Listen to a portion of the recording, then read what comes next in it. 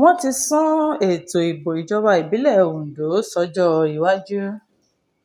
Alága fún àjọ tó ń rí sí ètò ìdìbò ní ìpínlẹ̀ Ondo, Ondo State Independent Electoral Commission, Dókítà Joseph Arimo, sọ ní ọjọ́ Ajé Monday kéde pé ètò ìdìbò ìjọba ìbílẹ̀ tó yẹ kó wáyé ní ìpínlẹ̀ náà ni àwọn ti sún síwájú. Ṣáájú ni àjọ náà ní ètò ìdìbò náà yóò wáyé ní ọjọ́ 13 oṣù keje ọdún 2024. Alága náà ló sọ fún àwọn ẹgbẹ́ òṣèlú ní ìpínlẹ̀ náà pé ìyípadà yìí wáyé nítorí àwọn ẹgbẹ́ òṣèlú náà kò mú ètò àti ìlànà tí àjọ náà gbé kalẹ̀ ṣẹ. Ó ní àwọn kò tíì gba àwọn olùdíje débi pé àwọn yóò gbé orúkọ wọn síta. Kò ní jù báyìí lọ fún ìròyìn yàjóyàjó fún ti tòní. Orúkọ mi ni Olúwafúnmiláyọ̀ Adéṣẹwọ́ láti ìkànnì Jígí Alára. Ká fìre pàdé o.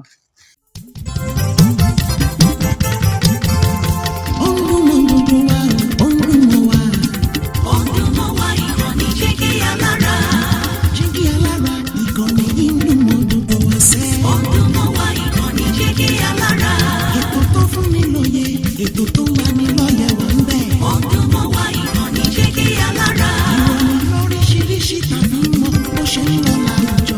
Ọdún mọ́ wá ìkànnì Jígí Alára. Ìkànnì Jígí Alára. Jígí Alára. Jígí Alára.